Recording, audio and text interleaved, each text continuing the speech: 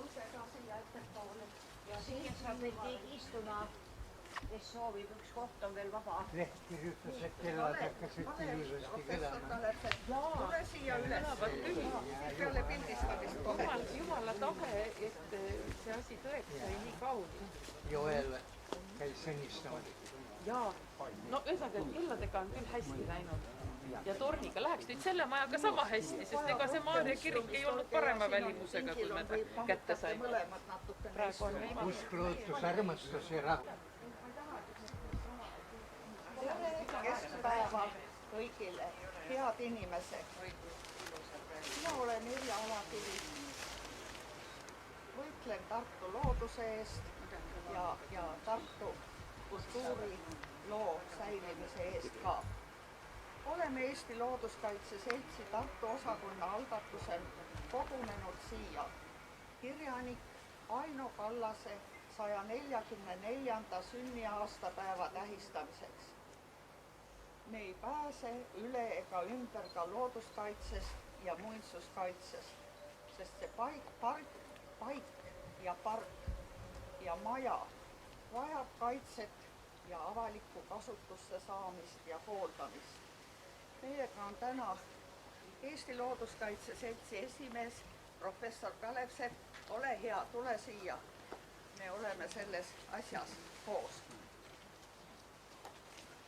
Ja osale täna aktiivselt, tänades esinejaid, kaasates täna siin viibivaid teadlasi, looduskaitsjaid ja muinsuskaitsjaid ning rahva tervise eest seisjaid. Neid on siin, teadlased on siin. Me oleme Aino ja Oskar Kallase kunagise kodumaja juures, praeguse nimega Tartu sanatooriumi pargis. See maa-ala, mis praeguseks on loodusväärtustel rikas, kultuurilooliselt oluline, ajalooline park, on loodud isikute ja isiksuste poolt, kes on olnud ja on jätkuvalt olulised Eesti rahvuskultuurile ja teadusele, aga ka Soome rahvuskultuurile. Aino ja Oskar Kallase poolt hoole ja armastusega püsivaks koduks rajatud villa on arhitektuuriväärtusega, kuid isegi näete, millises haletsusväärses seisundis. Vähe sellest, ka Kallastele kuulunud pargiala on Tartu linnale 2021. aastal kehtestatud üldplaneeringuga ja alale 2005. aastal kehtestatud detailplaneeringuga hävitamisele määratud, elamumaaks määratud. Looduskaitsjad, muinsuskaitsjad ja rahvatervise teadlased on tõstatanud selle pargi terviklikuna säilitamise vajaduse ning esitanud vastavad ettepanekud ning põhjendused nii Tartu linnale kui ka Keskkonnaministeeriumile. Täiendavalt ütlen, mina mõtestan seda pargiala tervikuna kui Eesti rahvusmaastikku, mida peame hoidma ja kaitsma. Kuid täna me austame kirjaniku kutsumusega sündinud ja oma kutsumuse ka teostanud Aino Kallast. Kõigepealt on Aino Kallast tutvustav ja mõtestav ettekanne. Selle on kirjutanud Leena Kurvet Käosaar. Sellele järgneb Impi Paju, kirjaniku, filmirežissööri ja Soome sillal kõndija ettekanne.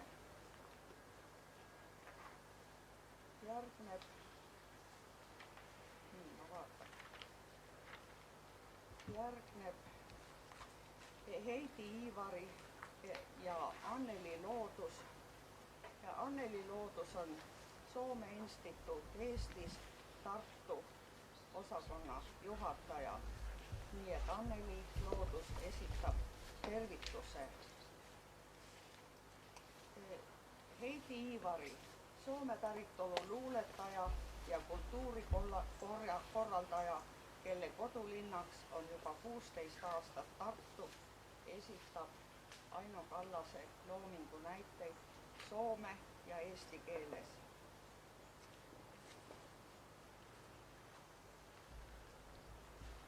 Soomest on tulnud Aino Kallase seltsilt tervitus ja ma olen palunud, et selle loeb ette Sakari Neuvonen,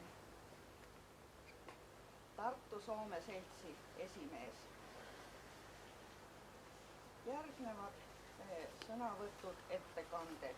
Eino Rantanen, Tartu linnavolikogu keskkonnakomisjoni liige ja Loone Ots, filosoofiadoktor, kirjanik, õppejõud ja Tartu linnavolikogu liige, keskkonnakomisjoni aseesimees. Loone Otsale me võlgneme erilise tänu, sest Loone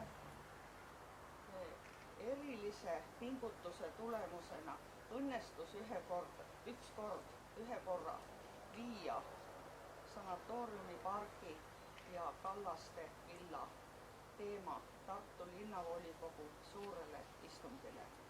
Meiega siin on professor Kalev Sepp, volitatud maastikuarhitekt Sulev Nurme, keda ma vist praegu ei näe, maastikuarhitekt ja Maastikuarhitektide Liidu vedaja, õppejõud Toomas Muru. Nii et kõik küsimused selle poole pealt saavad vastatud ja täiendavalt esitatud. Meiega on rahvatervise professor Astrid Saava, nii et rahvatervise seisukohalt on niisugused pargialad erilise tähtsuse ja olulisusega. Nii et Astrid Saava saab kindlasti sõna ja ma loodan, et paljud teised veel. Aga nüüd läheme palun esimeseks siia Ingi Paju, kes loeb ka ette ülikooli õppejõud Leena Urvet-Käosaare poolt kirjutatud lühikese tervitusteksti sisuliselt. Mul on suur au ja suur rõõm olla täna siin teiega ja Aino ja Oskar Kallase kodu lävel. Ja olen mõelnud ja mõtlen iga päev ja selle meie eksistentsiaalse iseolemise peale ja kultuurilise kapitali peale. Ja ma loen nüüd kõigepealt Leena Urvet-Käosaare teksti ette, kes on ka mu hea sõber ja kellega me oleme väga palju rääkinud nendel teemadel, aga kahjuks Leena ei saanud tulla. Nii et ma alustan siis Leena tekstiga.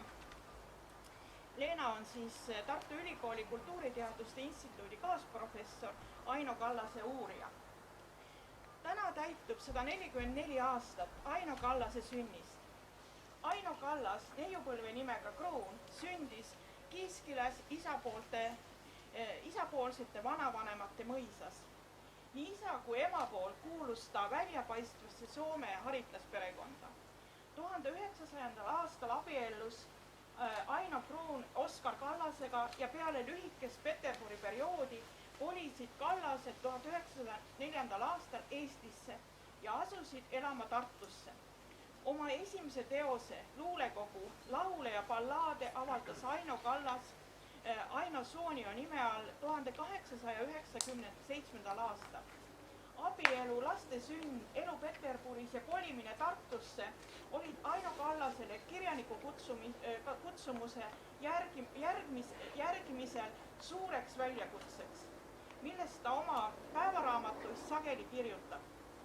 Selle aasta resümee on järgmine, kirjutab ta oma päevikus 1908. aasta aprillis.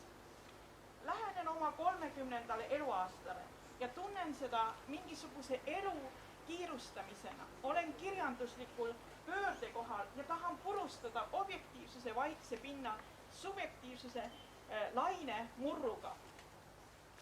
Aino Kallase loomingu kõrge aeg jääb 1920. aastatesse, kui ilmus proosaballaadiks tituleeritud triloogia Surmav Eros, siis Barbara von Tiesenhusen, reegiõpetaja, Hundi mõrsja.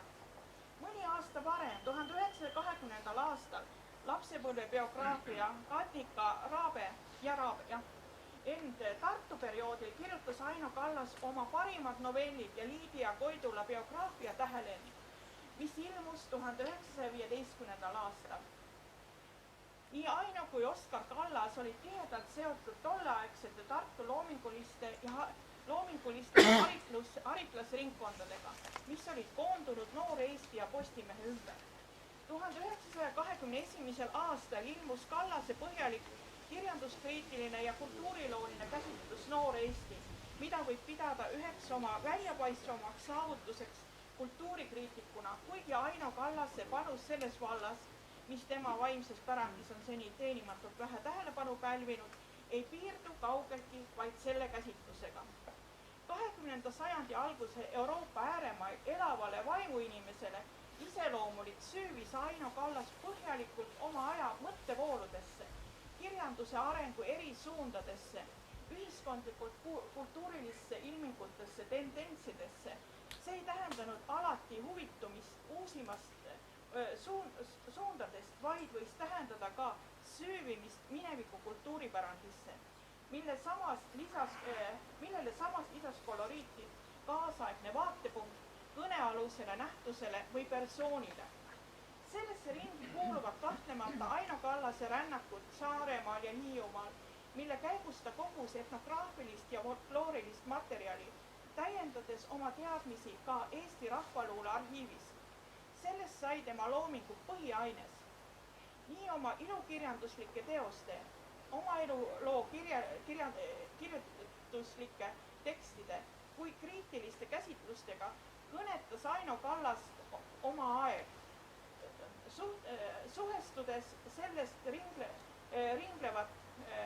ringlevale poleemikate, moevoolude, esteetiliste tõekspidamiste ning ühiskondlike debattidegagi.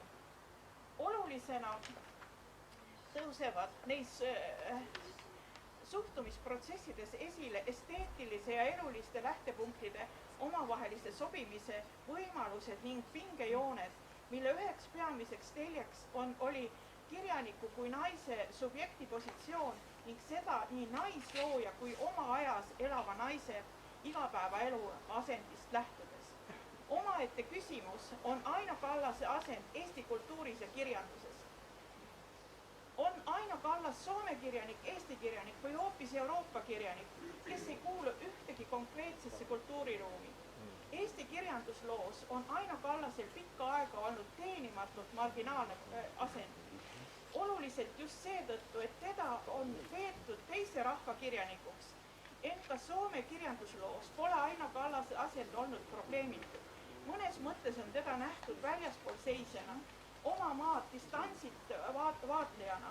Uuem Kallase uurimus seob Aino Kallas üldisemate Euroopa mõttevooludega, kohandades seoseid nii Eesti kui Soome kultuuri kontekstidele, luues nii uusi kultuuriruume ühendavaid seoseid. Kuid Aino Kallase vaimse pärandi tähtsus ei piirdu vaid tema vahetute kultuuriraamidega. Teda võib pidada arvestatavaks kirjanikuks, intellektuaaliks ka Euroopa mastaabis.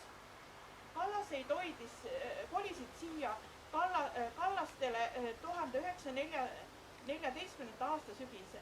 Tollal oli see maakoht, mis paiknes linnast 3 kilomeetri kaugusel Riia maantee ääres. Maja planeerimisega nähti palju vaeva. Projekt tuli Soomest ja selle autoriks oli Walter Tomee ning sisekujunduses taotleti rahvuslikku stiili. Uude majja kolimine langes kokku esimese maailmasõja puhkemisega. Ärkasin täna, kirjutab Aino Kallas oma päevaraamatus 19. septembri 1914. Unistesse silmadesse paistis meie magamistoa hall sinerdav sein. Nii raugestavalt rahulik oma värvid. Äkitselt tundsin nagu painajana eilseid mõtteid. Võib-olla tuleb põgeneda, jätta kõik oma maja, kus 3 nädalat olen hommikust õhtuni teinud kõva tööd, et seda korda seada. Mu humaansustunne kannab iga päev. Elame nagu veereval rattal. Praegu pealpool, homme purustatult all. Oma kodu Aino ja Oskar Kallas siiski jätma ei pidanud ja oktoobris kirjutab Aino Kallas oma päevikus. Armastan seda suurt maja, tunnen seda, hakkan kodunema siin. Aino Kallase selts Soomes peab 2. augustit Aino Kallase päevaks. Loodan, et oskame Aino ja Oskar Kallase kultuurilooliselt rikkaliku pärandit hinnata ka siin Tartus ja et tulevikus restaureeritakse nende kodumaja ja säilib nende maja ümbritsev loodusväärtuslik rikas park. Ehk saame Aino Kallase 150. sünnipäeva siinsamas pargis tähistada teatrietenduse või koguni festivaliga.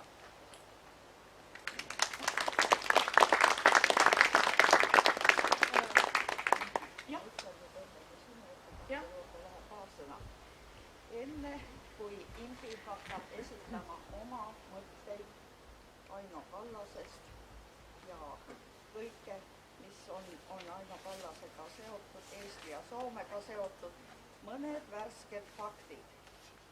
Aino Kallas, temaga seotud raamatuid Esteri raamatukogudes, see tähendab Tallinna ja Tartu linnaraamatukogus, suuremate ülikoolide raamatukogudes, rahvusraamatukogus ja eriala raamatukogudes kokku on umbes 2300.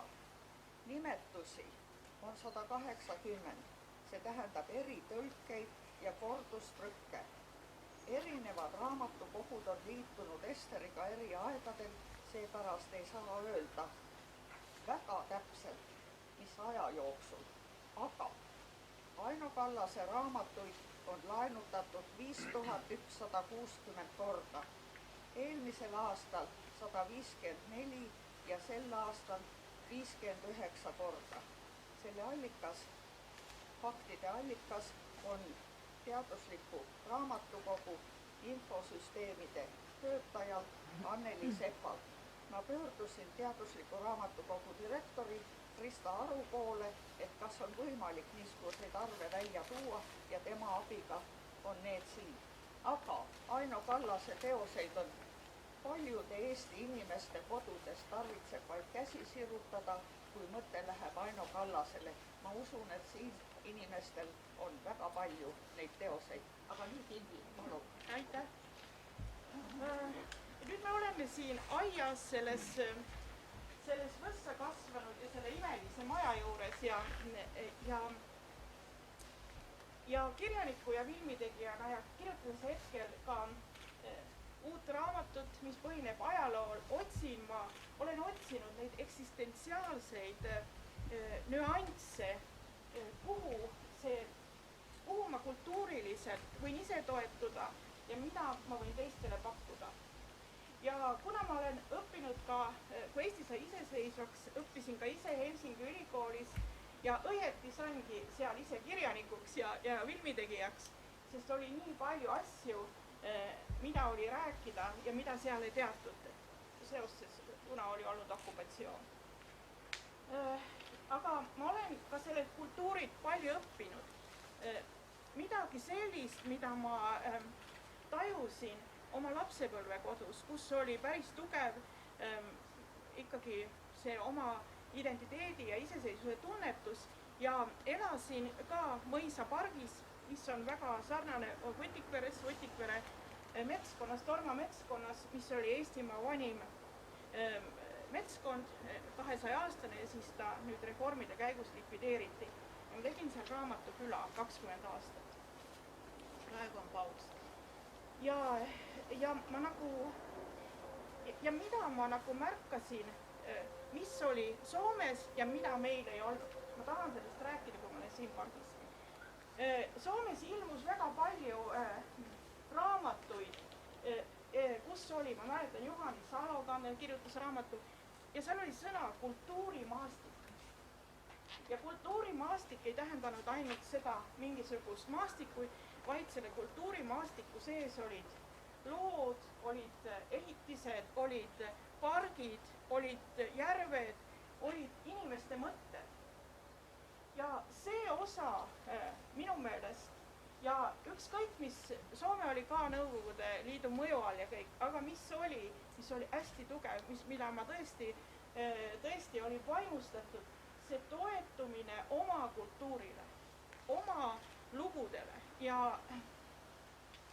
ma siis, kui 2018 ilmus Eestis üks väga hea raamat, mida ma soovitan, see on noorema põlvkonna teadlase, Helsingi ülikooli teadlase Silja Voorikuru Aino Kallas maailma südames. See raamat on sündinud tema väitekirja põhjal ja ma tegin sellest arvustuse ja ma loen ette, kuidas ma alustasin. Ma kirjutasin, läinud aastal tähistati Soomes suurejooneliselt Soome-Eesti kirjaniku Aino Kallase 140. sünnipäeva ja juubeliaasta jätkupüha. Soomlased oskavad suurepäraselt põimida kultuurilist järjepidevust lugude kaudu oma identiteeti, nii et see ulatub rohujuure tasandile.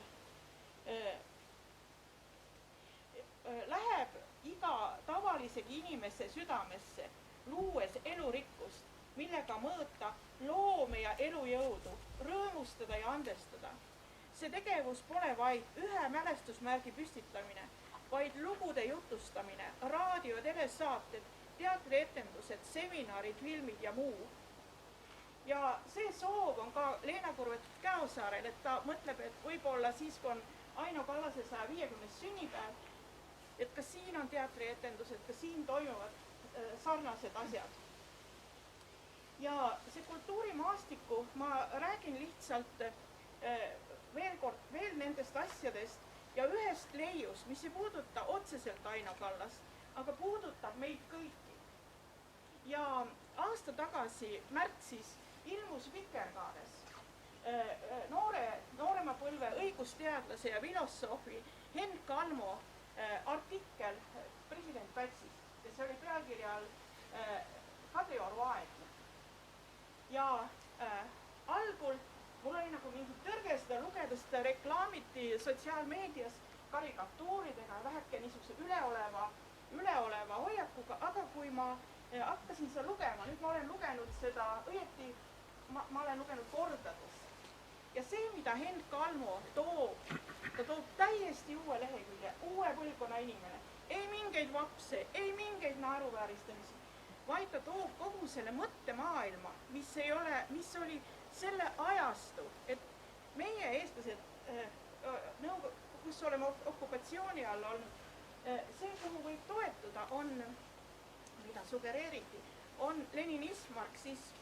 Aga need inimesed, kes hakkasid Eesti riiki looma, nende haridustase oli, ja see filosoofia, seal oli antiikfilosoofia, valgustusaja filosoofia, sealt tulevad ka, kui president Päts võrdleb Eesti riiki aiaga, nagu Henn Kalmo seal on intervjuu ka seal, eraldi veel on võimalik lugeda Vikerkaare podcastist, ta ütleb, kes hakkab oma riiki looma sõjaga ja kes hakkab looma aia metafoore kasutades. Ja kes teab ja kui palju, ma olen nüüd palju lugenud antiikfilosoofiat, tänu sellele artiklile ja põhjalikule, et aru saada, kui hakati looma parki muidugi ka Jaan Tõnisson oli siin esimene suur aedade looja, aga kuidas seda elurikkust ja kultuurilist, kuidas sellele, kuhu sa võid oma selja toetada ja siin oli, teie olete just rahvastiku terviseala ekspert, siis me teame kõik, et rahulik ümbrus, see tervendab, see rahustab maha. Ja see, olles siin, mida ma tahaksin öelda, et meil on siin tohutu suur pärl. Siin on Eesti riigi olulise looja Oskar Kallase kodu, kus nad on siin koos loonud. Aga mis ma tahan veel öelda, et kui Oskar Kallasest sai suursaadik nii Soomes kui pärast Inglismaal, ma ei tea, kas me tajume, et kui on pisikene riik, näiteks kui president Päts võrdles, nüüd jälle ma olen Henn Kalmo fänn niimoodi, et mul on teadmised väga paljud teadmised tema tekstidest, et kui Päts muretses, et kuidas me eestlasena saame mõjuda kultuurirahvana, ta võrdles Abessiinia, kui Abessiinia kaotas oma iseseisvuse, kuidas meie saame mõjuda rahvusvaheliselt, et meid kaitstaks. ja kohe ma mõtlesin Aino Kallase peale, kes Londonis olles, ta näiteks 29. aasta ajalehest, ma otsin nendest Digaritest, ma arvan, ma lugesin sealt, on uudis, et Aino Kallas on olnud 10 erinevas Inglismaa linnas Rahvaste Liidu egiidi all ja rääkinud Eesti rahva olulisusest, väikese rahva vajadusest kaitsta ühte väikest rahvast ja väikest riiki.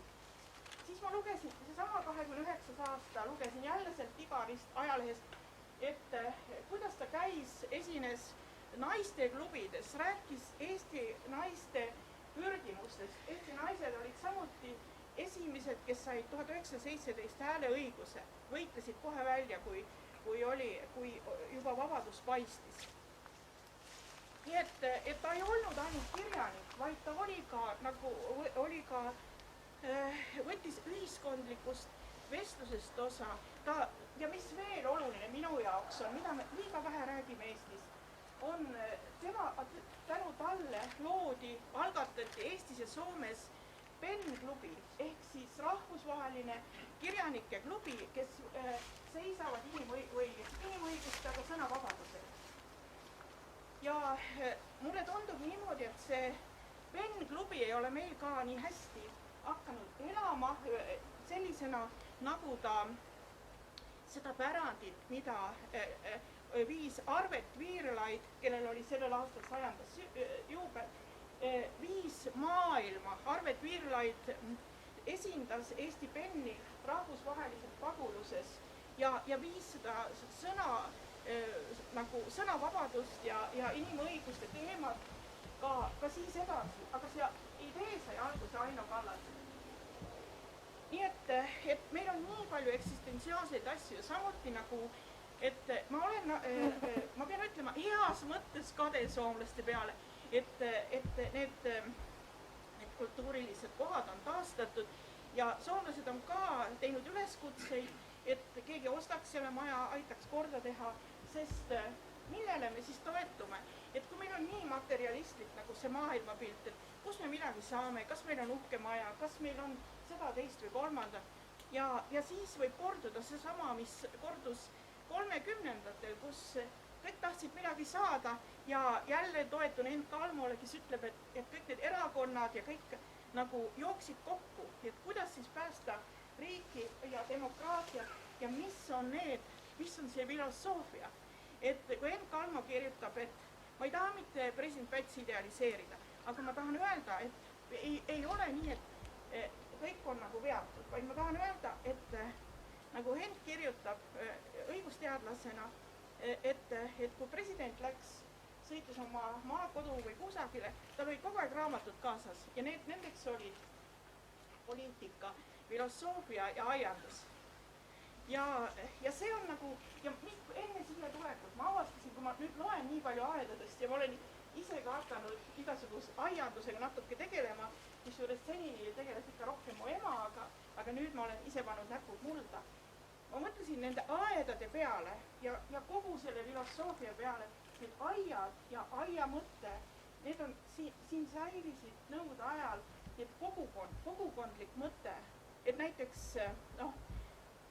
ma ütlen nüüd selle mõtte enne ära ja siis ma tahan näite, et minu meelest aiad ja loodus on sama oluline kui laulupidu meile.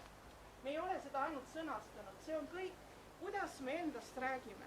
Kas me räägime, kordame selle nõukogude filosoofi Gustav Naani ütlemist, kõige parem toit eestlasele on teine eestlane. Paguluseestlased ei tunne sellist väljendit. Ja nüüd, kui on Ukraina olukord, infosõda käib, siis mõtlen, kui osav see nõukogude propaganda on olnud, et sa viskad mingi sloogani ja me kogu aeg kordame seda. Tegelikult meil on nii palju asju, nii palju valgust, mille üle uhke olla. Paar nädalat tagasi oli intervjuu Neeme Järviga ja Neeme Järvi ütles, et ei, see on lihtsalt imeline maa ja siin on nii palju elurikkust ja kõik, et kuidas me seda väärtustame, kuidas me kanname seda enda sees. Kas me oleme uhked või ütleme, mis meie? Ja seesama, et see maja on siin ligadi-logadi, see park, see näitab seda tühimikku, seda sovetlikku tühimikku, et me ei taju ennast. Tegelikult see on kuritegu, et see on samasugune kuritegu nagu Putini kuritegu rahu vastu Ukrainas, et see on nagu pehmem selles mõttes, aga me laseme selle ära laguneda ja või siis maha võtta või me iga puu juures on mingi lugu, kui me läheme Ants Laikmaa parki, see maja on korras, seal on Aino Kallasele pühendatud puu, Aino Kallas ja Ants Laikmaa olid väga head sõbrad. Kuidas kõik neid nagu tükikesi ühendada? Et see on nagu oluline, ma ei tea, kes on need otsustajad või kus on need otsustajad, kuidas saada nagu seal, kus on võim ja raha ja nii edasi, et kuidas nagu saada need inimesed sellesse olukorda, et öeldatakse, et see on nii võimas lugu, et me tahame seda hoida, me tahame seda kaitsta, see on osa meist. See on nagu see minu mõte, et see Aino ja Oskar Kallase pärand on meie riigi loomise pärand. Aino Kallas soomlasena ja tema ju ka tegelikult tuleb fennomaanide perekonnast ja on ka soomlaseks saanud, et näiteks mis oli huvitav, mis ma hiljuti lugesin, kui eestlased hakkasid nimesid ka siin eestistama, siis võeti eeskuju soomlastel. Ja Oskar Kallas kirjutas, ma võin anda nõu, kui ta oli juba suursaadik, ma võin anda nõu, kuidas soomlased on seda teinud. Et tähendab, mitte keegi teine ei austa meid, Eesti riiki, Eesti inimesi, seda riiki, kui me ise ei austa, kui me ise, tegelikult see on soveti ilming, et see asi on siin ligadi-logadi, vabandust, ma nii ütlen, aga see on, see on nagu seda valulik näha. Nii et võimsad inimesed, kes on siia kokku tulnud ja me mõtestaksime nende asjade, mis on kultuur, kust me oleme, mis on see elurikkus ja kogu see rikkus, see on meie oma, mis on praegu varjus õhmas. Et suur tänu!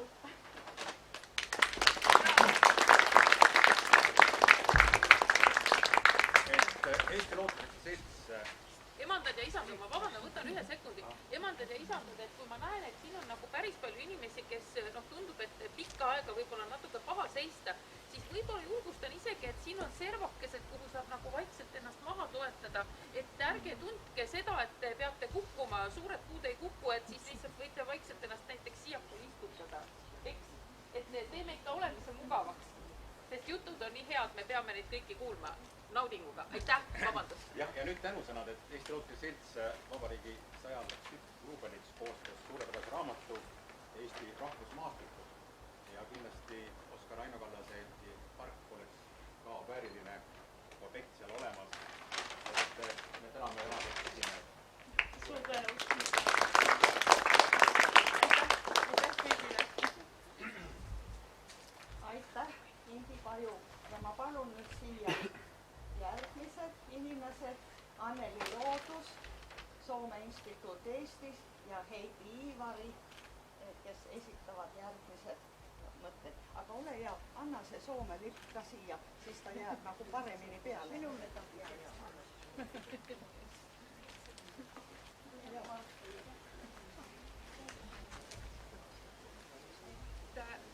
Soome Instituut tervitab kõiki südamest, kes mäletavad Aino Kallast ja kes meenutavad teda täna.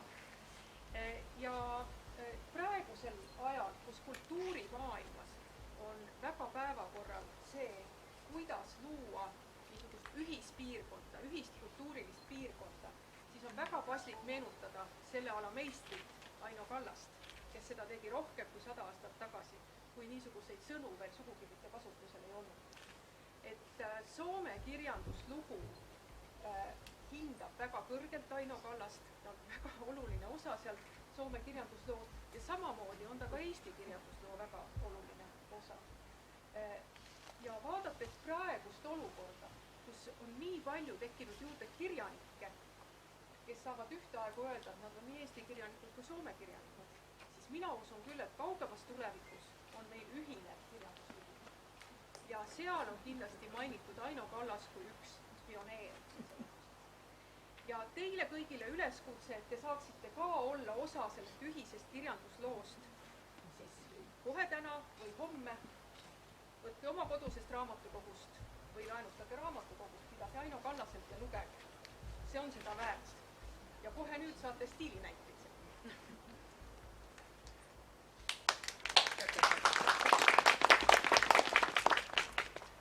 Nii, mul on siis au lugeda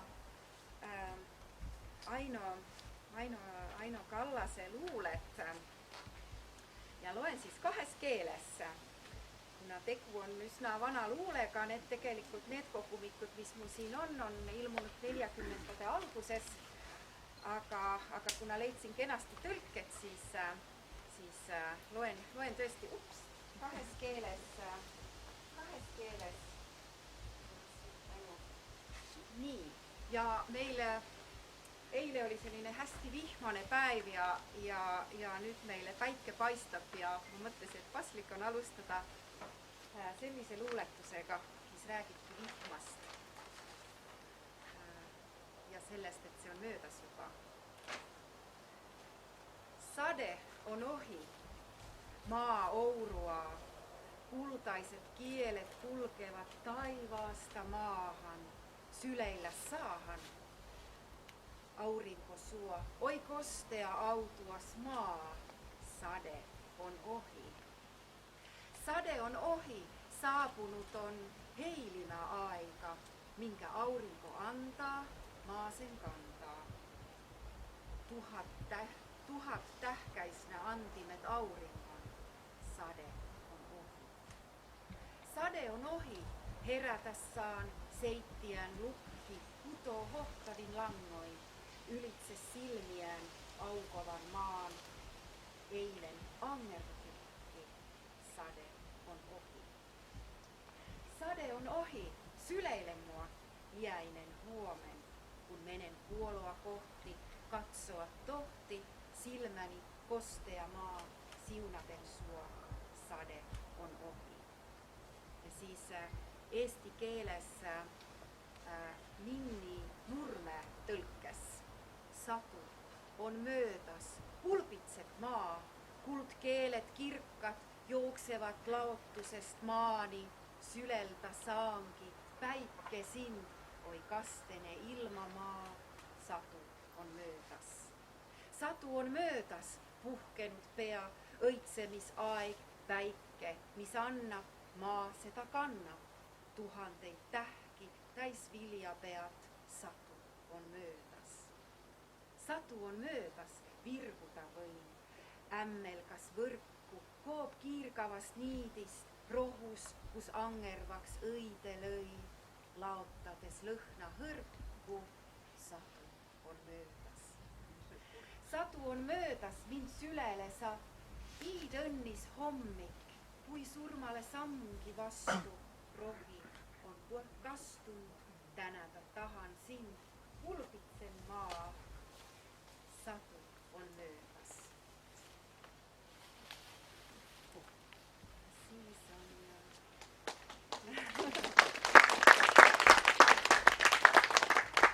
aitäh. Vuoden ajat, siis aasta-ajat. Armastan keväistä aikaa, aavistuksi on sulo, täynnä tuskaa, taikaa, kuohkeutta mullan mustan, täynnä onnen, aavistustaan, muuttolintujen tuloa. Suven hellettä halajan, eloa heleää, uutta kukkaniityn kirjavuutta, tähkän täyden nuokuntaa, ehtoo taivaan kaukaisuutta. Syksy synkkänyt osani, pilvi taivas, paljas maa, kammahda tuhoa kaiken, keltalehtien kuloa, luonnon kauniin puolen. Ikävöin ikuista lunta, ikävöin ikuista unta, pohjan palon purppuraa, talvi tuima tuttavani, ystäväni, yöpimeä.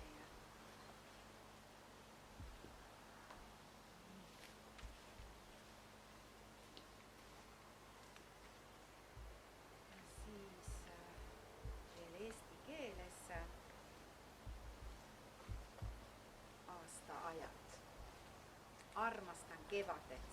Alul aimuste eredust, lummust ja sünnivalu, pakitsust mustavas mullas, õngi võib üleöö tulla, laululindude teretust. Suvist leitsaku tihkan, uud ja heledat elu, aasa õite värvirikkust, viljapeade pühalikkust, õhtu taeva heiast elu. Sügissüng mu päris osa, pilves taevas, paljas maa, kardan kaduvust kurba, leegiad lehtede kolletust, surmast päästa valjust ei saa.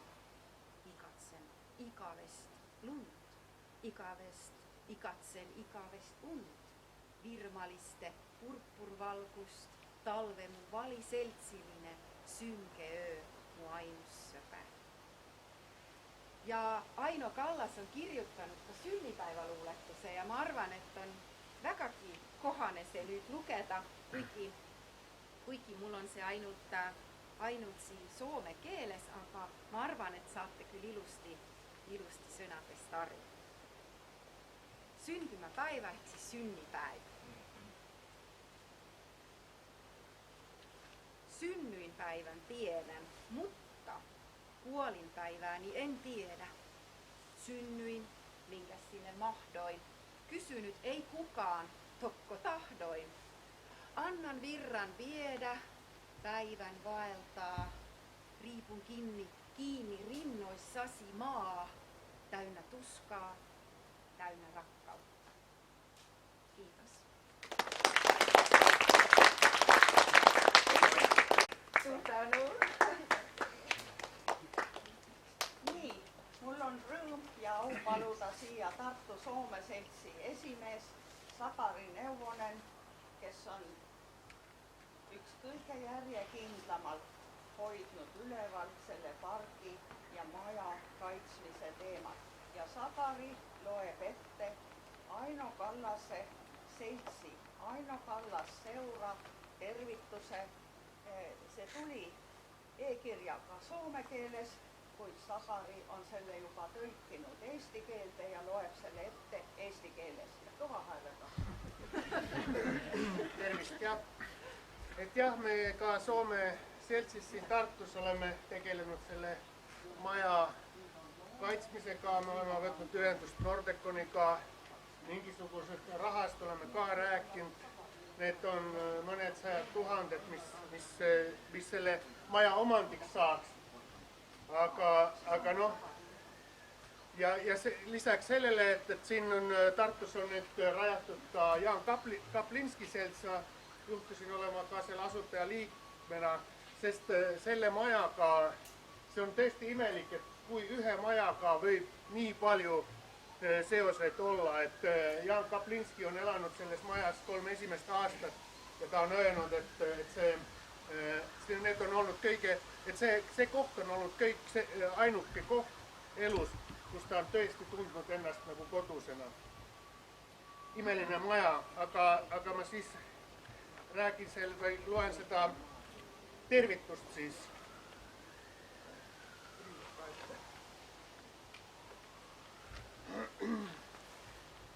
Tähendab, et elame enam-vähem sama hullu aega kui tollal tuli esimene maailmasõda. Nüüd jälle käib sõda maailmas, segased ajad. Aga see maja sai tollal valmis, võib-olla sellel segasel ajal saab see maja ka valmis. Ma loen Aino Kallas on mitmel korral kirjutanud sellest majast, et siis Aino Kallase seltsi juhataja ka tsiteerib seda, mida Aino ise on kirjutanud sellest majast.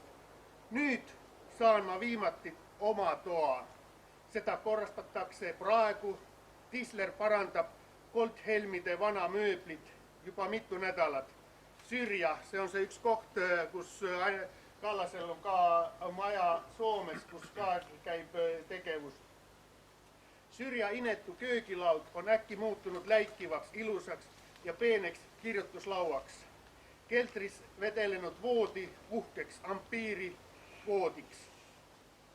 ta on kirjoittanut selle õele. Sa ei suuda uskuda, kui rõõmus ma olen selle üle, et lõpuks saan ka mina oma nurgakese. Sinna saabute teie kõik mu ümber, kuigi ainult piltide näol. Võib-olla kui me saame selle maja millalgi valmis, kindlasti siia tuleb igasugust tegevust, ilmselt tuleb nii Ainole kui Oskarile ja võib-olla Jaan Kaplinskile ka oma toake, kuhu me siis paneme kõiki neid pilte, mida ja muud jäävustust, mis nagu nende inimestega on seotud. Praegu on nii Tartus kui Aino Kallase seltsi poolt ärgatatud murega maja ja pargi saatuse üle. Ja juba mitme aasta jooksul on proovitud leida viise maja päästmiseks, kaitsta parki ja ehitada sinna Soome-Eesti kultuurikeskus. Kallaste saatus on äratanud tähelepanu nii Soome kui Eesti meedias. Mis saakski olla parem koht Soome-Eesti kultuurielu keskuseks kui Tartus asetsev Kallaste? Ja mis saaks sobida paremini tuleva Euroopa kultuuripealinna imitsisse kui see maja ja pargi kaitsmine ning uuelaadne kultuuriruumi tekkimine. Koostöös Soome organisatsioonide ja loodetavasti ka rahastajaga saab Kallaste päästetud ja äratatud uuesti ellu. Niin saaks Aino ja Oskari Kallase elutöö väärikka ja pysyvä koha.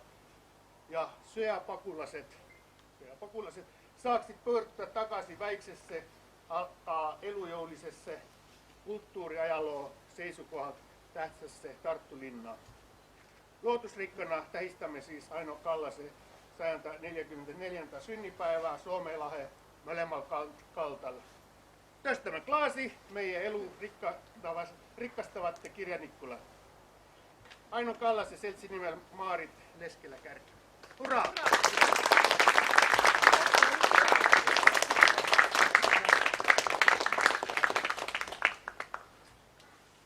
Niin, mä palun nyt siia Eino Rantanen ja Loone Ots.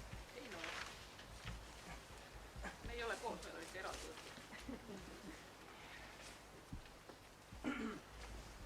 Nii, tere kõigile, hyvää päivää kaikille.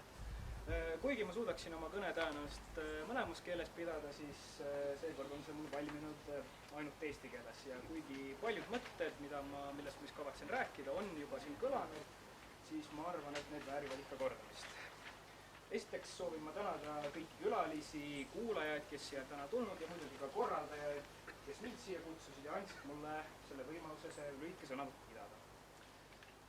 Ise inimesena, kes on pärit Eesti-Soome perest, leian ma tihti ennast ühe vägagi eksistentsiaalse küsimuse äärel. Kas ma olen eestlane või soomlane? Ma oleksin justkui mõlemat, aga siis ikkagi mitte kumbagi täielikult. Samas maailmas on ikkagi kaduv väike arv selliseid riike ja rahvaid, kellel on nii lähedane keeleline, kultuuriline, poliitiline ja ajalooline suhe omavahel. Seetõttu tunnen ma sellest isiklikust dilemmast hoolimata suurt uhkust selle üle, et ma olen mõlema maaga niivõrd tugevalt seotud. Ma tahaksin siin täna kajastada neid tundeid ja mõtteid, mis ma panin kirja ka oma arvamusloos, mis ilmus siis Soome kõige suurema tiraažiga ajalehes Helsingin Sanomat. Ma kutsusin soomlasi ka üles liituma meie selle ühise võitlusega, kuna tegu selle kõige juures on sümboliga. Tugeva sümboliga. Aino Kallas on nii Eesti kui ka Soome kirjandusloos suurkuju. Oskar Kallas oli aga Eesti esimene volitatud diplomaatiline esindaja Soomes. Mõlemad andsid omalt poolt oma panuse siis mõlemate riikide kultuurilisse ärkamisaega ja ka nende riikide püsimisse neil ärevatel esimestel aastatel. Tegu pole mitte ainult äärmiselt suurte ja tähtsate isiksuste ja inimestega, vaid nad sümboliseerivad just parimal moel seda kuulsat Soome silda, millest juba Lüüdia Koidula omal ajal kirjutas. Neid sümboleid on läbi ajalooga pärast tulnud, et Soome televisioon kui siis aken ja ühendaja üle lahe ühe ja sama viisiga rahvushümn ning näiteks Eesti kolonel Hans Kalm, kes võitles Eesti ja Soome vabaduse eest 3 erineval korral. ma räägiksin ka natuke sellest majast, sellest villast, mille ees me siin praegu seisame. Et juba lihtsalt majana oma arhitektuuri poolest oleks ta juba säilitamist väärt. Aga nagu tema rajajad, elanikud, kallased, on see villa ise ka üks oluline füüsiline sümbol. Nii nagu villa Tammekann Tähtveres siis, või Pauluse kiri või Saarini maja Tallinnas, on tegu siis kuulsa Soome arhitekti kätetööga Eesti pinnal. Kõikide nende füüsiliste ja vaimsete sümbolite summa tähendab seda, et just sellel villal on suur potentsiaal. Sellise ajalooga koht oleks parim ja kõige loomulikum koht hoida, tähistada, mälestada ja ka arendada meie riikide ühist kultuuri ja ajalugu. Seetõttu on ka väga irooniline minu arvates, et just kultuuripealinna tiitlit kandev linn on lasknud sellel majal sellisel kombel laguneda ja amortiseeruda. Soome ja Eesti riigid ja rahvad on olnud alati nagu vennad. Kuigi maailma kontekstis me oleme imetillukesed väikerahvad, siis me oleme ikkagi suutnud säilitada selle kultuurilise eripära unikaalsuse, elujõu ja ka selle lähedase suhte omavahel.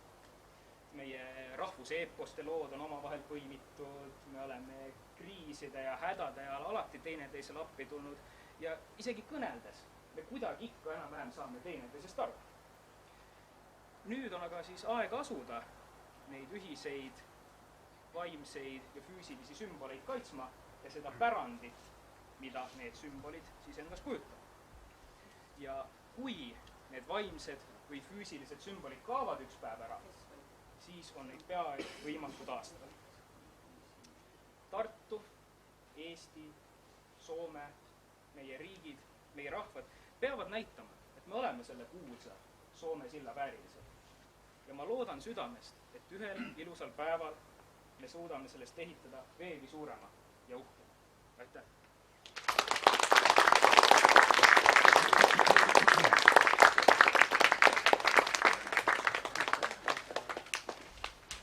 Eino Erki Johannes Randanen on Tartu linnavolikogu keskkonnakomisjoni liige. Niin, Paul Loone, keskkonnakomisjoni aseesimees.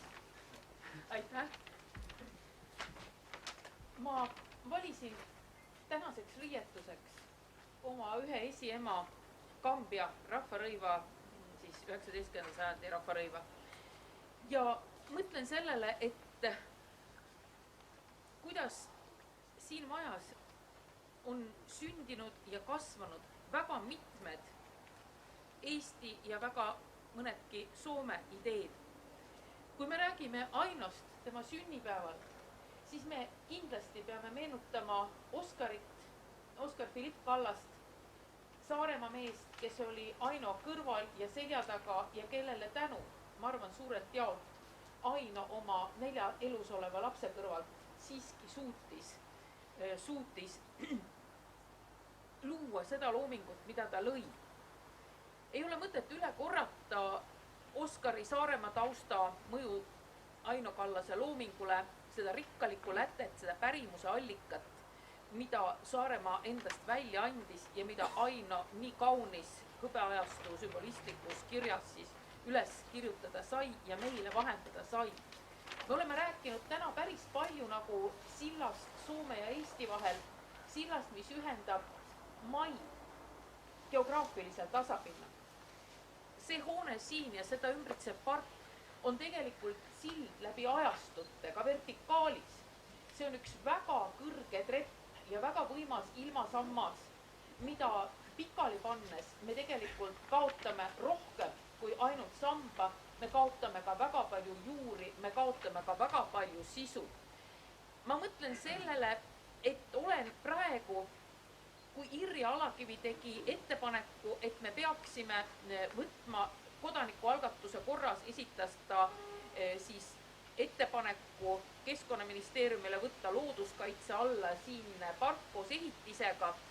Ja kui talle vastati, et seda nagu pole väga mõistlik teha, et seda peaks tegema kohalikul tasandil ja reguleerima kohalikul tasandil, siis hirjast innustunult samamoodi palusin mina kodanikualgatuse korras võtta siis kaitse alla Kallaste maja, sest tegelikult see ettepanek oma aja hindamise ajal, seda on uuritud, kas niisugust ettepanekut teha.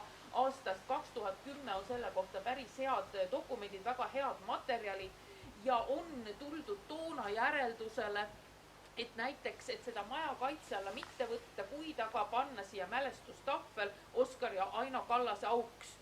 Ma näen küll siin seinal silti porn, aga ma ei näe siin ühtegi viidet Ainole ja Oskar Kallasele, ma nagu seda figuuri väga ei peaks kummakski.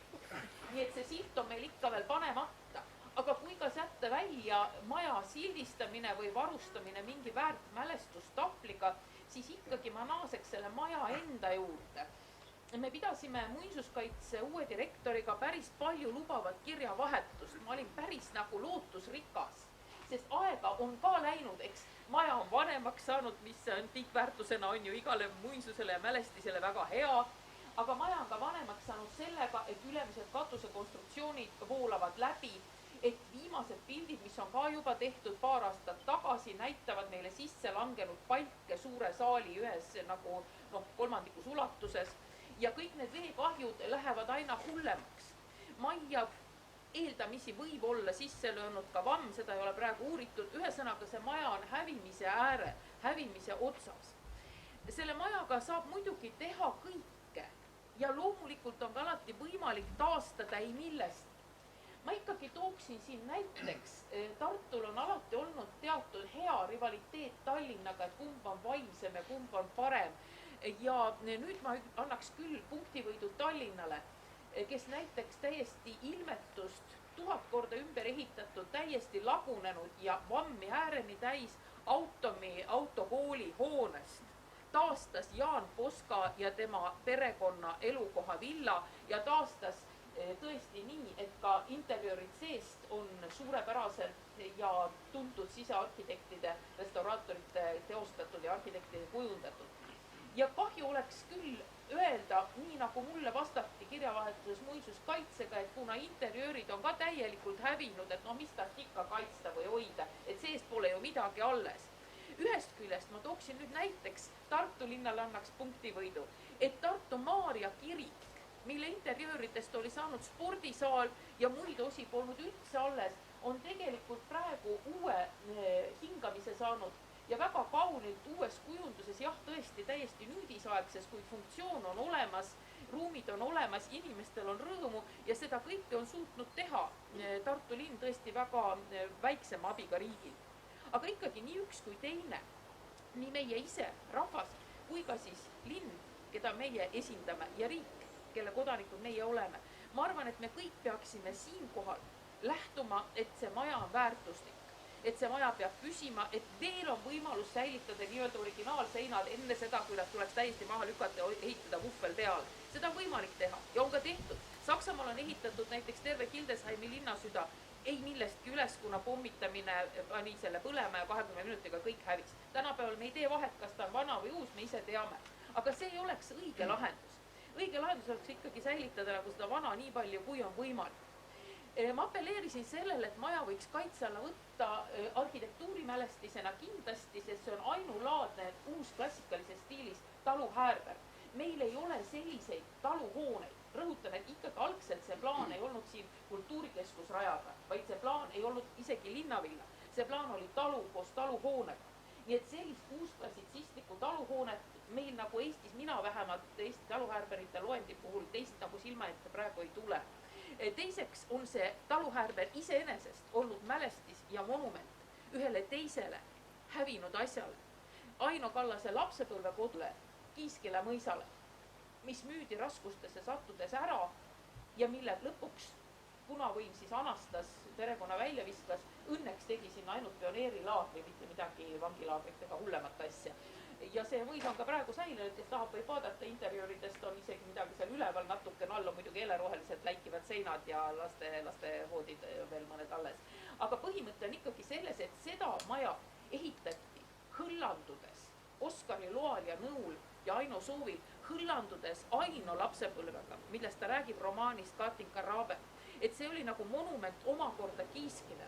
ja nüüd me jõuaksime selleni, et neid rahvariideid kandes ma mäletan, et rahvariiete ja etnograafia suurkogumine ja Eesti Rahva Muuseumi plaan Tartus algse nimega Hurtianum Jakob Hurda mälestuseks, et selle juures oli ikkagi Oskar Kallaste põhiline tegija ja mootor. Ja pärast andis ta siis kogud üle Kristjan Rauale, seda kirjavahetust Oskar Kallasest monograafiat kirjutades ma olen uurinud, hästi huvitav. Ja ikkagi tähtis on nüüd see, et võttes maja kaitse alla arhitektuurimälestisena on meil üks võimalus, aga ajaloomälestisena teine. Ajaloomälestise vastu kirjutas mulle Muinsuskaitseamet, et kuigi seaduses see pügal on olemas, võtta kaitse alla ajaloomälestis, kui ta on seotud tähtsa isikuga või tähtsa sündmusega. On siis öeldi mulle vastu, et aastast 2019 meie enam niimoodi kaitse alla ei võta, et on seotud mingi isikuga. Et me võtame kaitse alla, kui siin on olnud tähtis ajaloosündmus. Ja nüüd ma mõtlen ja kratsin oma kukalt, et kui tähtis peab olema see sündmus. Külaliste raamat, Kallaste külaliste raamat, kus on siis kirjutatud sisse, et Kallastel on käidud. Et mis on siis tähtis? Kas on tähtis see, et näiteks Friedeberg Tublas tuli siia ja Oskar Kallasega arutas ja Ainoga oma teoseid, et nad kogu arutasid siis neid uusi novelle ja kuidas neid paremini publitseerida. Kas see on, see jah, ikka ei ole küllalt tähtis. Kas on tähtis see, et Ants Piip tuli siia, et arutada, kuidas tärkav Eesti riik veel mitte iseseisvaks saanud, aga 17. aastal nii palju lubavalt autonoomiline, et kuidas juriidiliselt sätestada ikka ja kergitada pinnale see iseseisvus. Kas see on küllalt ajalooline fakt? Kas see on piisav, et siin on sündinud mõned mõtted või mõned raamatud? Kas see on piisav, et siit läks Oskar Kallas Eestit esindama saadikuks Soome? Kas see on piisav, et siia tuli ta tagasi, kui ta oli toonud Soomest tunnustuse Eesti iseseisvusele lennukiga? Ta ikka ruttas siia. Et mis nüüd peab olema see kriteerium, et nagu peaks või tohiks või peaks olema, mis on see ajaloosündmus? Siin on nii palju neid olnud. Ja ükski pole ikkagi piisavalt tähtis, et õigustada selle maja ja selle pargi mittetapmist. Häving on häving ja ka siis, kui me teeme plaane ja ütleme, et pargis jätame alles suured põlispuud, isegi sel juhul oleks küsitav, kas nende puude juurte alune ei saa piisavalt kahjustatud, et need puud surevad seistes, et tõesti me ei raiugi neid maha. See loogika on natuke nagu selle lapse loogika, et mina ei tiri kassi sabast, mina hoian sabast kinni ja kass ise tirib, ega ma ei raiu puud maha. Ma nagu lihtsalt kahjustan need juured ära ja puu kukub ise maha ja ma ei ole milleski süüdi. See meenutab jah ürgaegade kombeid viia tütarlapsi 4-aastatel metsa, kus mina neid ei tapa, aga noh, et jääb siis nagu huntide kätte igal juhul. Ei ole meil nagu sellist asja õige teha. Ma mõtlen seda, kui paljusid vaevarikkaid hetki on see maja näinud. Ta on näinud küll Saksa okupatsiooni 18. aastal, kui Oskar Kallast kutsuti professoriks Tartu Ülikooli. See oli tema eluunistus, ta oli 17 aastat selle nimel elanud ja mitte saanud ühel ja teisel põhjusel. Ja kui lõpuks talle tehti ettepanek saada professuur ja täita oma eluunistus ja saada ka sellega kaasnevad rahad ja hüved, siis ta ütles Saksa okupatsioonile ei, sest tema jaoks oli oluline Eesti riik, mille esindaja tema oli ja mille kodanikuks ta ennast luges. Ma mõtlen seda, et Oskar ja Aino mõlemad moodustasid tohutult väärt paari, kes ka oma lapsed kandsid eestlaseks. 3. kord tulen ma tagasi rahvariiete juurde. Miks peaksin mina täna olema just selles kostüümis, kui ma nendest räägin? Kui Eesti saatkonnas Londonis 1. aastal pühitseti Eesti Vabariigi aastapäeva ja diplomaatiline korpus oli palutud vastuvõtule, siis Aino ja Oskar Kallas tegid ettepaneku saatkonna töötajannadele. Neid oli ka päris mitu väga kenad noored Eesti daamid, tütarlapsed ja noorikud. Ja nad palusid, et kõik paneksid selga rahvariided, et näidata oma eestlust. Ja kõik keeldusid. Taheti olla õhtukleidis paljaste õlgadega, ketikestega nagu teised, nagu Euroopa suured kultuurrahvad. Ja ainult siis Oskar ja Aino tütred panid selga need rahvariided, Saaremaa riided ja neid on ka foto peal siis sellistena näha. Mul on nii hea meel selle üle, et nad on olnud. Ja see maja on elanud üle kõik need aastad. See maja on tegelikult kunagi müüdud Tartu linnale palvega, et siia tuleks avalik kasutus, pakuti välja näiteks raamatukogu. Aino ja Oskari tahet oleks ju hirmus tore täita. Ja ma veel meenutaksin seda, et meil on suurele Jaan Tõnissonile, suurele tartlasele, Tartu kõige nähtavamas kohas ilus monument. Meil on teisele suurele Tartu renessansi algatajale Villem Reimannile Toomemäel taastatud ilus ausammas. Meil ikka veel ei ole kusagil Eestis, ei ka Saaremaal, ei ka Tallinnas peale väikese tahvli, mälutahvli maja peal. Meil ei ole väärikat monumenti Oskar Kallasele, Miina Härma gümnaasiumi, tookordse noorsookasvatuse gümnaasiumi esimesele direktorile, Eesti Rahva Muuseumi algatajale, maailma esimesele promoveeritud rahvaluule doktorile, Eesti rahvaluule hoidjale, kogujale, talletajale, Eesti rahvaviiside kogumise algatajale, Eesti esimesele saadikule Soomes, Eesti esimesele saadikule Londonis ja sellele mehele, kes 1924. aasta 2. detsembril rikkus diplomaatilist koodeksit ja etiketti ja ilma riigivanema loata läks paluma Inglise välisministrit, et ta saaks abi, et Inglismaa tuleks appi Eestile, et punane võim hävitataks pärast 1. detsembri mässukatset. Ta tegi diplomaatilise vea, aga ta tahtis meid hoida oma eestlust. Ja ma ütleksin selle maja kohta, kuna nüüd tõesti on ka siinsamas seesama Pärn. Ma arvan, et see on üks nendest pärnadest, mille istikud on Puukoolist ostetud aastal 1911 ja siia maha pandud. Allee on loodud ja hekid istutatud ja pärnad on näha. Ja iga kord, kui ma seda Pärna näen, ma mõtlen sellele, mida kõike on üle elanud Eesti, nii kirjanikud kui poliitikud, kui ükskõik millised ilusad inimesed ja et meil on ikka veel, oleme meie ise olemas ja me ei tohiks ennast ära anda. Selleks me vajame mälumärke, maamärke, füüsiliselt katsutavaid, jalaga peale toetuda võimaldavaid maamärke. Selleks me vajame ka lugusid ja teadmisi nendest maamärkidest. Me peame teadma kõike, mis on nende taga. Aga pole mõtet rääkida, et siin on meil üks asfalttee, kus kunagi oli allee, või siin ongi see parkimisplats, mis omal ajal oligi Kallaste villa nagu esimene sissesõidutrepp. Meil ei ole sellest mõtet rääkida, meil on mõtet näidata, uhkust tunda ja mälu edasi kinkida. Me oleme pärijad.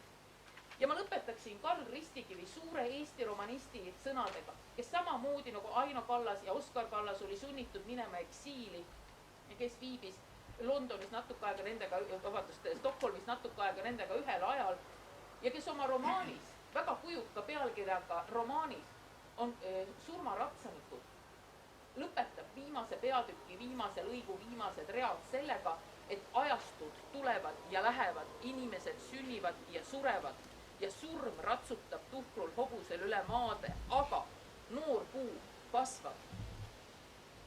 Ja hoiame siis meie Oskari Aino pärandit, teeme kõik, et nii maja kui ka park saaksid siiski tervikkaitse alla ja võivad olla ka topeltkaitse all nii loodusväärtuse kui ka muinsusväärtuse peal. Hoiame üksteist ja hoiame seda ala siin, meie mäluala. Aitäh!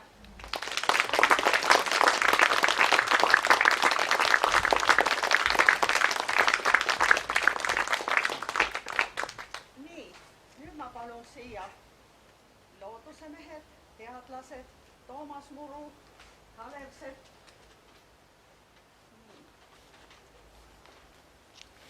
Astrid Saava, rahva tervis, palun siia. Ja igal ühel on siin võimalus nüüd midagi öelda ja soove esitada ja kuidas edasi. Ja ma ütlen veel ka seda, et tõepoolest, kui see Jaan Poska maja Tallinnas oli niisuguses seisus, et katus jooksis läbi ja tulekahju järgnes tulekahjule, sest joodikud kogunesid sinna ja korduvalt vastati eitavalt, et ei, me ei hakka seda korda tegema, mis see kõik võib maksta. Siis tolle aja linnapea, see oli Jüri Ratas ja tema isa, Keskkonnaministeeriumi kantsler Rein Ratas, nähes seda, neid joodikuid seal sõna otseses mõttes kahjustamas seda maja, ütlesid, me teeme selle ära. Nii et linnapeal on vahe. Me loodame, et ka Tartu linnapea ärkab ja astub samme, et see detailplaneering saaks tühistatud ja üldplaneeringust võtta räiged tingimused välja.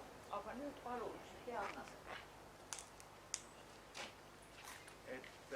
ma jätkan siit planeeringutega, et elu on tõesti irooniline, et linn, mis on Euroopa kultuuripealinn, siin tehakse otsuseid teha detailplaneering ajaloolist parki.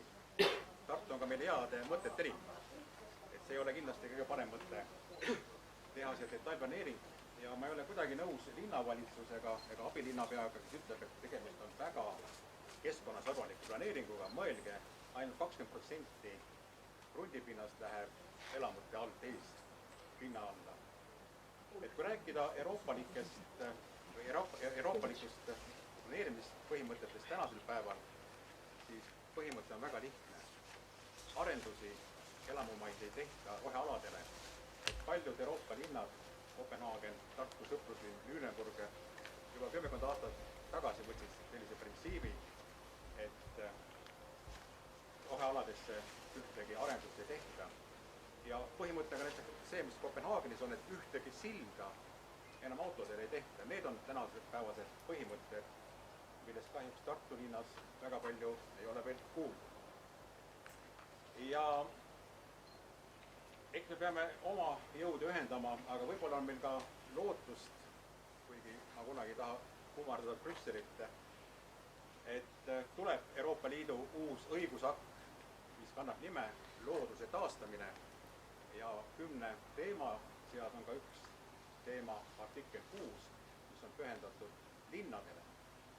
Ja seal on väga selgelt kirja pandud, et kõikides Euroopa linnades rohealad ei tohi enam väheneda, et aastal 2040 peaks olema nende protsent 3 võrra suurem ja aastal 2050 5% võrra suurem ja linnade puude võrra katvus peaks kasvama 10%. Ja huvitav on just see, et võrdluse aastaks võetakse aasta 2021. Kui me vaatame Eesti linnasid, siis Tartu on kahjuks juhtkohal sellega, et meil kaob kõige rohkem rohealasid, saab sanatooriumipargile või keskpargile või ja keskpaladele. Nii et jätkame seda võitluste traditsiooni, et see ajalooline park, mida väärtused kõik siin olijatele ei peaks rääkima, säiliks ka tulevastele põlvedele ja me saaksime siis tõesti lõplikult ka euroopalikuks linnas, arvestades planeerimispõhimõtteid. Aitäh!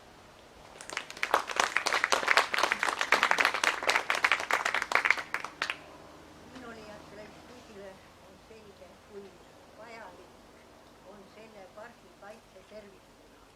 Aga me kogu aeg nagu mõtleme rohkem looduskaitsele, ökoloogiale, kultuurimälestusele ja nii edasi. Aga mina tahaks omalt poolt rõhutada selle pargi tervikliku säilitamise tähtsust just rahva tervise seisukohalt. Mõtelge, linnainimesed, kuhu meil on minna? Me tahame ju välja minna loodusesse. Vaadake, kui me tänagi siin istume see tund ja kuulame, kuidas see loodus meid rahustab, eks ole.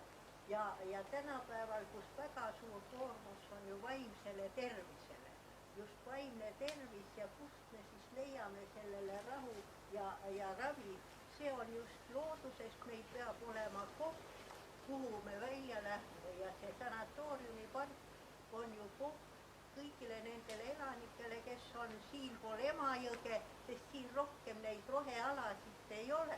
Ja kui me mõtleme sellele, mis meil siin selja taga toimub, ringtee ehitusega ja sellega, kui palju me siit seda roheala ära lõikame ja kui palju me sellega ka selle linna kliimat muudame, siia tuleb uus see sooja saar või mis kliimat halvendab, linnast tekitab neid sooja saared just siia, sellesse piirkonda. Sama on siin ju kliinikumi parklad ja katused ja selle tõttu selles piirkonnas just see kliima soojenemise mõju tuleb eriti esile ja selle leevendamiseks on meil ju vaja niisugust kohta, nagu on sanatooriumipark tervikuna. Arvestades veel siin piirkonnas haiglate asukohta patsientidele, arvestades meditsiinilinnaku asukohta, kus ka üliõpilastele ja töötajatele on niisugust kohta kindlasti vaja tervise edendamise, tervise säilitamise seisukohalt, et ka seda aspekti peaks nagu selles osas arvestama. Ja kui siia see tervise edenduse pool veel areneb, siis kindlasti see maja võib-olla leiab kindlasti kasutust, kui sellele jääb ruumi nende teiste kõrvalike ülesannete, aga see leiaks väga suurt kasutust just ka nendele, kes seda parki kasutavad tervise jaoks. Nii et seda aspekti ei tohiks siin nagu ka unustada. Aitäh!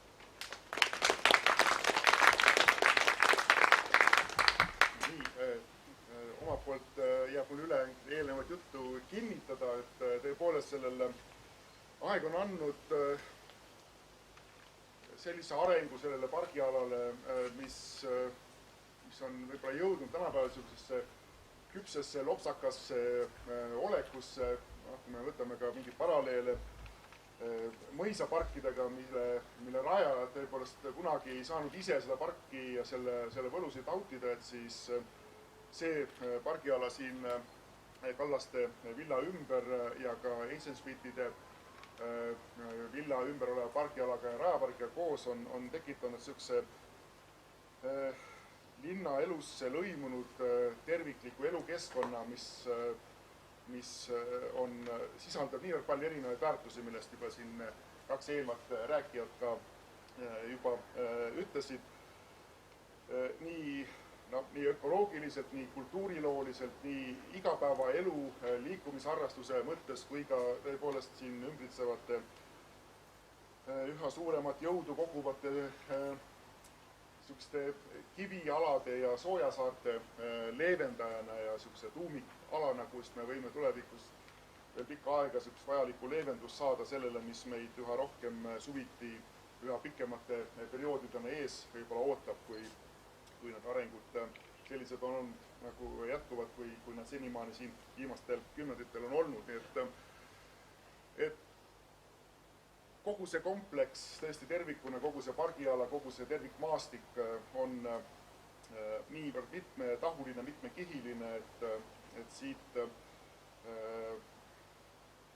mõtlematult võib-olla välja hakata midagi lõikama ja siia mõnekümnele perele võib-olla elamisvõimalust looma hakates kaotame tohutult palju rohkem, kui siin olemasolevaid väärtusi tegelikult on.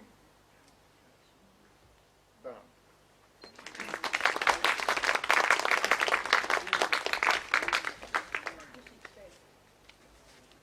Enrico Talvistu, kas soovite sõna võtta, kui võimalik on, jah? Jah, palun. Ja ma pakuksin sõna veel professor Eero Mediainenile. Palun, Eero.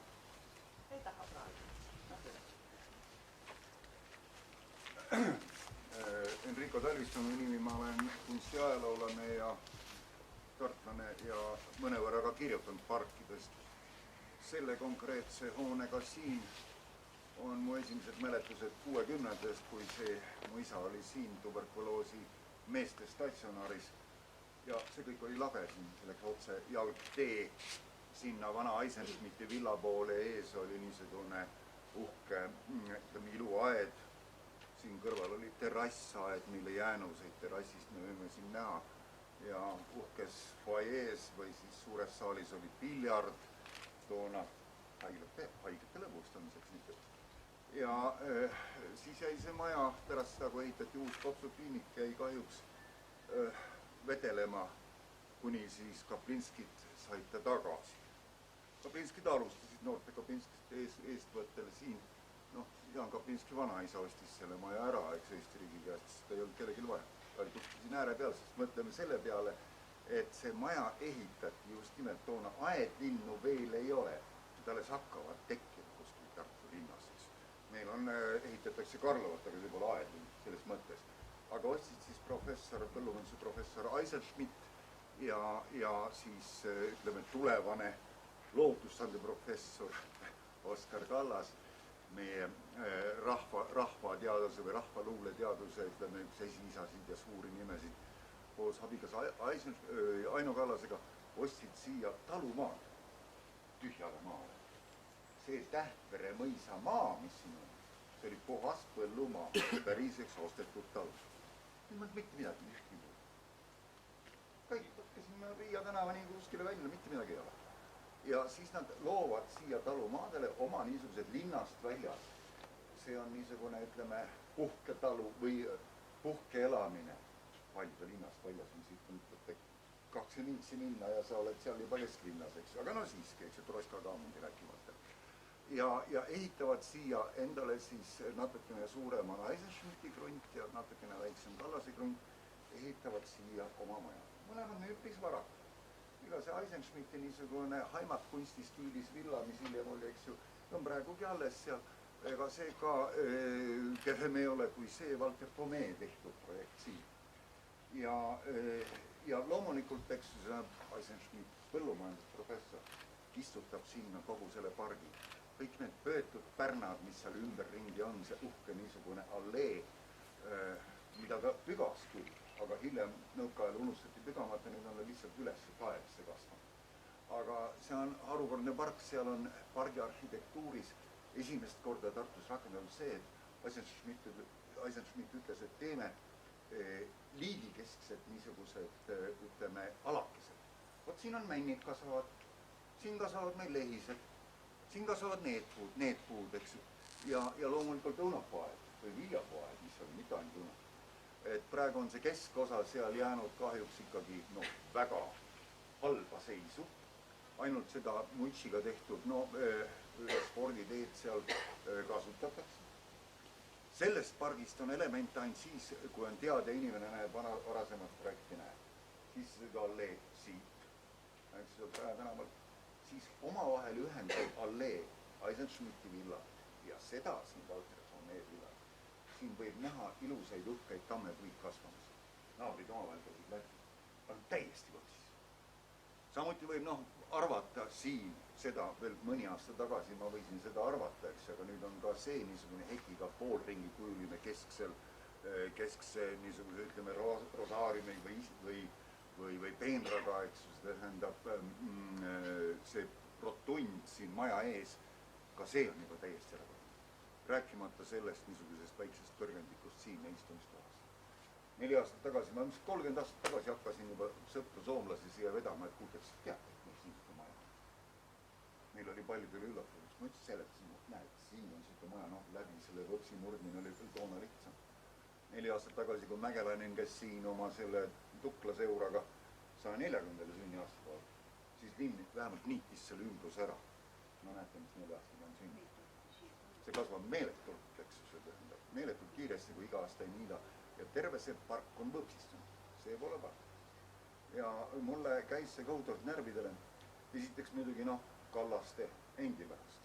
Kelle Aino Kallase päevaraamatuid lugesin 79. aastal, kui nad olid kättesaadavad eesti keeles juba kuskil liikusid, eks. Ja ka hiljem nüüd, eks ju, see Walter Tomee. See ei ole mitte ainult, eks ju, niisama arhitekt. Tal on Helsingis paar maja, kus on kaasautor olnud, oli 3 venda. Ja tema saatus oli väga kurb, sellest räägitakse vähe. See oleks ka mälestus kommunismi ohvrit. Ja sellepärast, et Walter Tomee, kui ta põgeneb, eks Soome kommarite käest Helsingis 19. aastal Turku pakku, erainimesed lähevad, eks ju, võeti kinni ja lasti maha. Vaat siuke on lugu. Nii et ka Walter Tomeele kui ka Aine Oskar Kallasele oleks see maja mälestuseks, eks. Walter Tomeel on seal Helsingis mõned majad, kus on kaasautor olnud ka veel siiski noore mehena. Nii, ja kui ma nägin selle maja nüüd neid saatusi viimase 20 aasta jooksul olen vaadanud, siis kurtus tuleb kogu aeg peale, sellepärast, et nagu see linna veidi või alguses ka kliinikumi hoodutav park seal on veel enam-vähem mingis korras. 88. aastal ma olin Ämmingus, kui siia pandi see psühhi tohutu suur Roman Šmuškini tehtud haigla, mida ma praegu kuulen juba, et kavatseb kliinikumi selle maha jätta. Sest on mingi ärieluhoone. Ja sinna lastekliiniku asemele see riiul, mis seal on, et sinna ehitada psühhihaigla, see ühendada mingi maaluse käiguga, selle kliinikumi suure kombinaadiga, nii edasi, need muutused on suured. Et siis ma vaatasin pikka aega seda, ka neid detailplaneeringuid, millega ma mingil määral huvitun ja tegelen. et alguses olid siia ette nähtud ümber selle maja niisugused korrusmajad.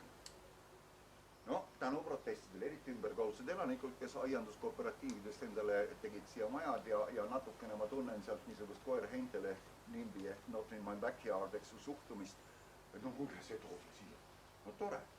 Muutis see, mis ta, ma ei tea, Merko või mis ta siin oli, mina ei esinda mitte ühtegi, eks ju, mul ükskõik, mis nad siia teevad, peaasi, et see asi korda saaks.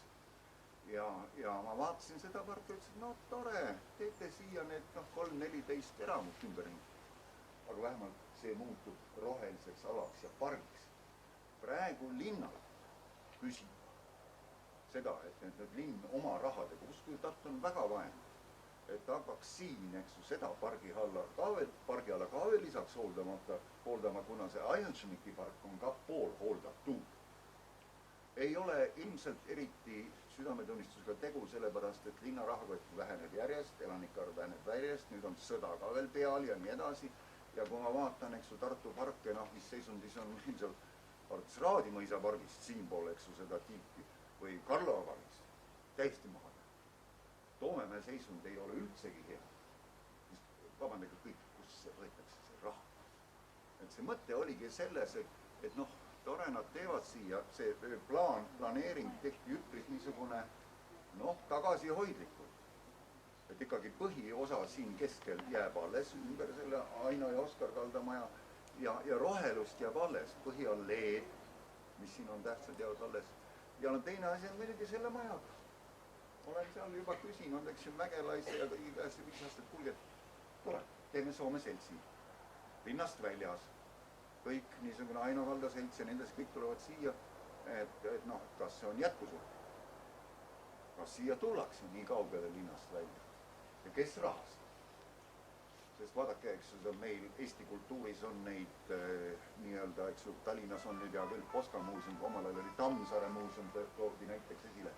Need nii-öelda memoriaalmuuseum, need ei suuda ennast ise majandada. Me ei suuda isegi suuri muuseumi praegu Eesti riigis majandada, nii et ma kahtlen, eks ju, see endab, kas linnal jätkuks rahakotti seda asja siin majandada ja tahastada. Nii et see on see küsimus, mis mul on, et mina mõtlesin, et olgu, teevad siia need 13 maja, eks ju, ümber ringi, mingi ring teeb, et see keskmine saar jääb nagu alles. Väga tundlikult pannakse niimoodi, et kuud on paika. Tehku. Sest ma ei näe praegu seda auto, kus seda pargi korrastamist rahastab. Meil on muidki kohti ja tühemiki küll ja küll. Ja vaadake, näete, eks see 4 aastaga kasvab see siin ümber ring kõik võtsi täis. Ja veel 4 aasta pärast, kui ma hakkan mõtlema kaugemale, on see ürgmets. Nii et see on see niisugune valikute küsimus. Tore on pidada poliitilisi nimest. Ja mulle ka meeldivad kõik seisukohad. Ainukene asi, olgem pragmaatikud, kus see asi tehti. Vabandage, Irja, et ma esinesin nüüd ometigi museum. Ja, aitäh. Alati on skeptikuid, alati on kahtlejaid ja alati on neid, kes arvavad, et ehitame, rajame kommunikatsiooni, kaevame torud maasse, viime liinid ja siis jääb loodus alles. Vaadake, ükssugune tihe elamuala on siin Veeriku, Maarjamõisa, teadusasutused, Tammelinn, see on selle piirkonna park. Vaadake siia, on ainult üks suurem park siin selles piirkonnas ja seda vajab rahvas, seda vajab rahva tervis ja selleks, et seda säilitada, ei pea suurt raha välja andma, vaid on võimalik vahetada, linnal on alati võimalik vahetada see väärtuslik kultuurilooline pargiala teise elamumaaks määratud maa vastu ja Looduskaitse Selts ja Akadeemiline Muinsuskaitse Selts ja Eesti Muinsuskaitse Selts ainult ootavad seda, et saaks tulla siia korrastama. Ma olen töötanud aastaid ise ülikoolis, ma olen riisunud seda Toomemäge lõpmatuseni, see ei ole mulle raske olnud. Raadi pargis on käinud looduskaitse inimesed ja teised, kes seda parki hindavad korrastamas ja korrastamas. See on alles ja Tartu linna elanikud vajavad, et selles piirkonnas jääb alles see roheala.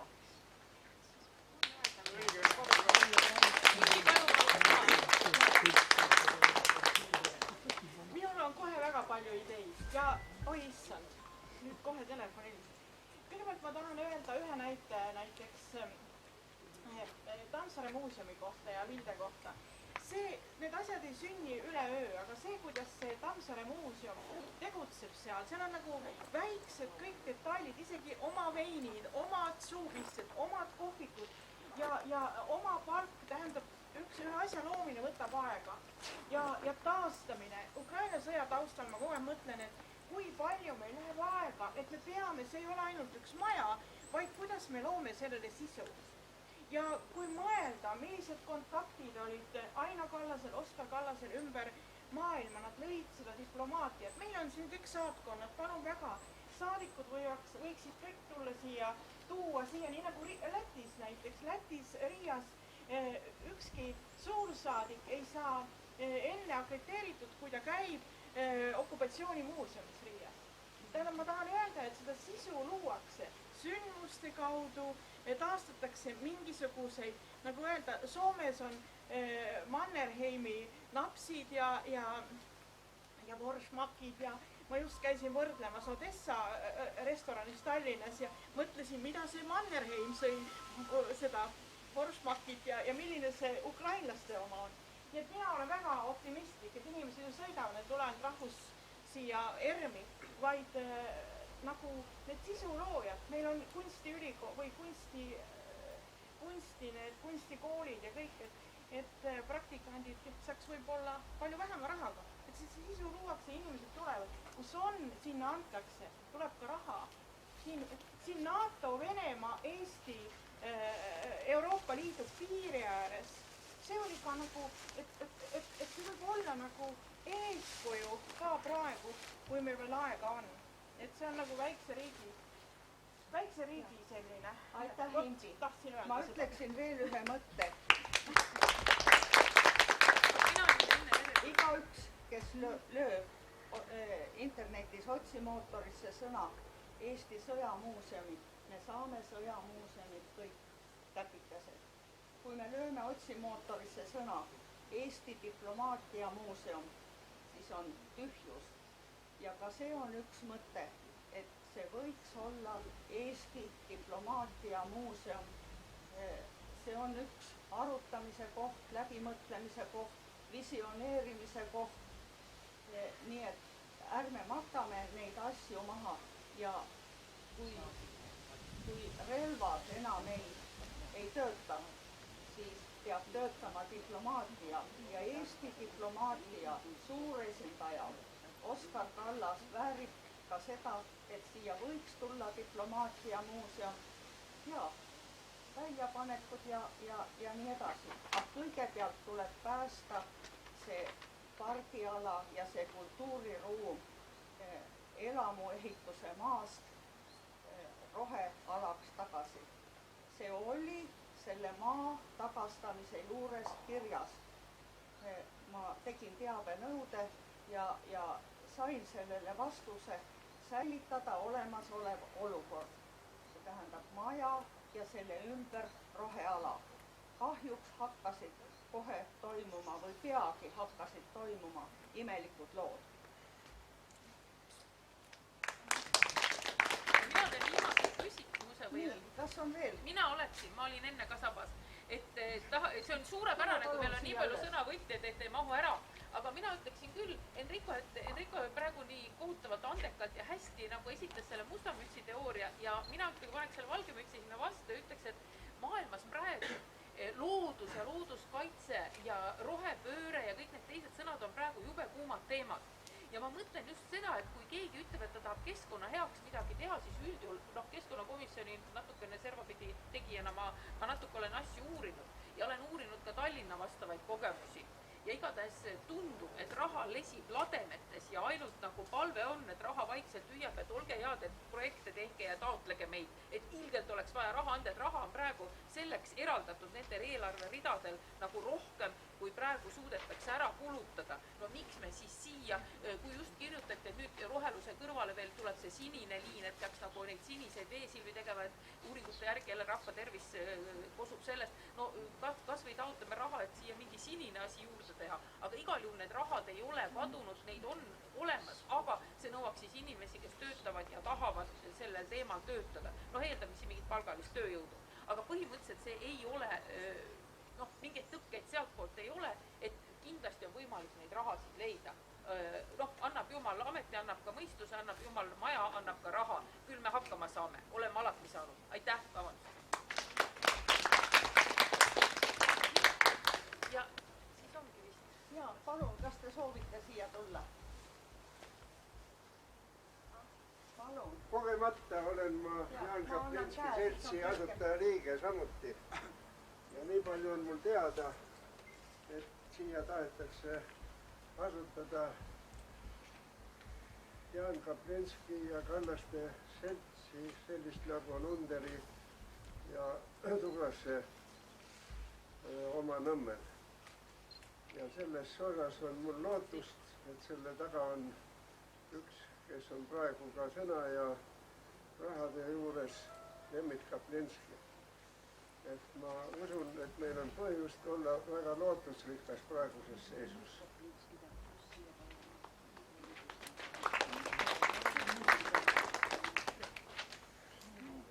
Ja, ma tean, et Lemmit Kaplinski on Soomes esinenud nõupidamistel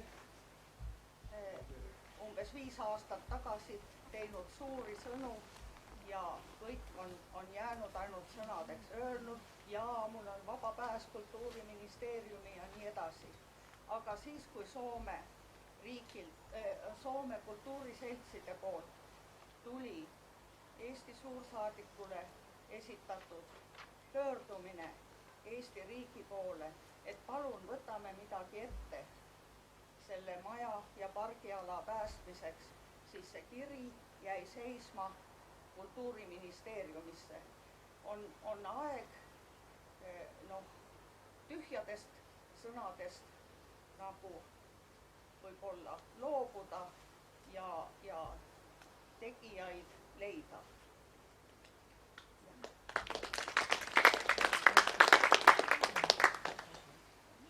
Nii, kas on veel keegi, palun?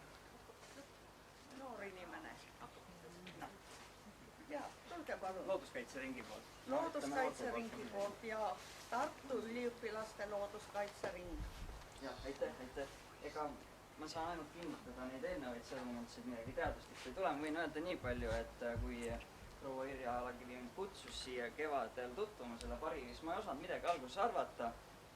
Aga kui ma siia lõpuks tulin ja ma selle Irja kirega kokku sain, siis ma armusin sellesse parki, sellesse loodusesse, sellesse ajalukku ja ma sain aru, et see on osa suuremast plaanist. See ei ole ainult see, et kas see park on majanduslikult kasulik, vaid see tähendab, kas meie hindame oma kultuuri, oma ajalugu ja oma sidemeid naabritega. See on see, mida mina siit kaasa võtan. Aitäh! Aitäh, Tartu üliõpilaste looduskaitsering! Nii, palun, kas keegi soovib veel? Kalev Sepp, ole hea, tule ütle lõppsõna.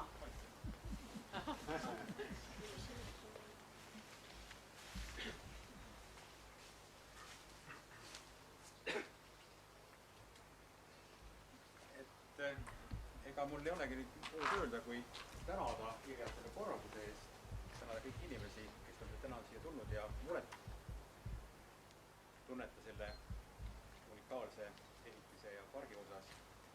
Ja loodame, et me ühistel jõupingutustel on ka tulemus. Suur tänu veel kord ja jätkame.